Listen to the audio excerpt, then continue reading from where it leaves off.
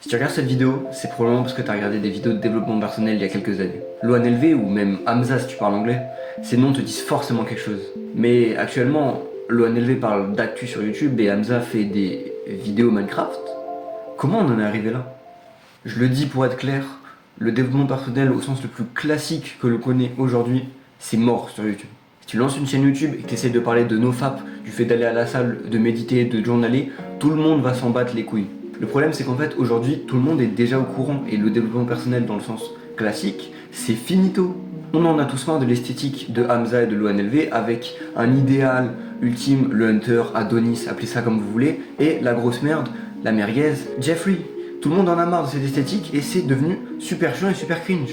En plus les vidéos faites à l'époque avec les Wojak, avec Pépé, avec tous ces trucs de merde, plus personne ne veut voir ça sur YouTube. On en a eu tellement, il y a eu tellement de gens qui l'ont fait, c'est plus possible, il faut arrêter. Au moment où Hamza a déclaré voler l'idée de mes vidéos, voler l'esthétique, Jeffrey et Adonis, voler cette esthétique et faites des vidéos sur moi, à partir de ce moment-là, le YouTube développement personnel est mort. Parce qu'on a eu une ultra grosse saturation de gens qui ont parlé des mêmes sujets en boucle et en boucle. Parce qu'au fond, le développement personnel, dans le sens qu'on connaît, dans le sens le plus simpliste, il y a toujours les mêmes idées. Il faut faire du nofap, il faut aller à la salle, il faut améliorer ses compétences sociales, il faut méditer, il faut faire attention à sa santé mentale. On est au courant. La plupart des grosses idées principales, tous les gens qui ont pour objectif de s'améliorer sont au courant. Même des gens qui n'ont rien à foutre du développement personnel sont au courant des habitudes pour être une meilleure personne. Mais au fond, j'ai un peu menti, parce que le développement personnel, certes dans un sens classique, c'est fini sur YouTube. Franchement, il faut arrêter. Si vous lancez une chaîne YouTube sur ça, vous aurez jamais d'abonnés. Par contre, le développement personnel, il a évolué et il est devenu beaucoup plus subtil que ce qu'on voyait à l'époque. La réalité, c'est qu'on a toujours des youtubeurs de développement personnel en France. On a Bixley, on a Chris LR, on en a plein d'autres. Sauf qu'en fait, c'est des conseils d'amélioration plus subtils, on s'en rend pas forcément compte. C'est plus trop des vidéos de développement personnel dans le sens en mode oui, vous devez changer votre vie, devenir une meilleure personne, qui était très extrême.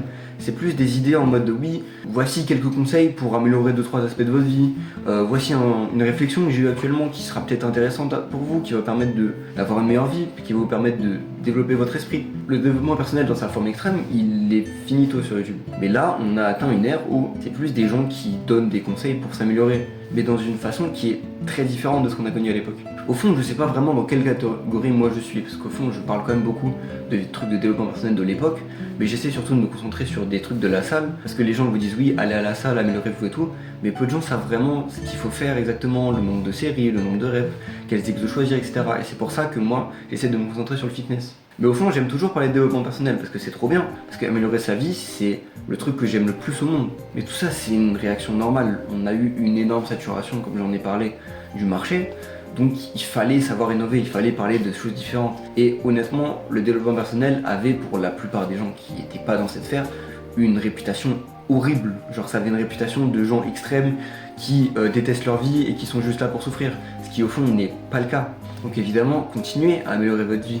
Regardez les anciennes vidéos de Hamza si jamais ça veut vous rappeler des souvenirs ou s'il y a des choses que vous avez envie de revoir. Si vous avez envie d'avoir des coups de motivation ou des coups de nostalgie, regardez du développement personnel, c'est trop bien évidemment. Mais voilà, il a beaucoup évolué et franchement pour moi c'est une bonne chose. Voilà, c'est à peu près tout ce que j'avais à dire sur ce sujet. Abonnez-vous, commentez, donnez-moi votre avis. Peut-être que l'ancien développement personnel ça vous manque, peut-être que vous adorez le nouveau développement personnel. N'hésitez pas à aller regarder les youtubeurs dont j'ai parlé, c'est-à-dire Bixley, Chris LR. C'est des youtubeurs que j'aime beaucoup et qui font des vidéos qui sont vachement intéressantes, donc je vous les conseille énormément. Et sur ce, on se retrouve bientôt. Améliorez-vous, devenez les meilleurs et bisous. Mouah.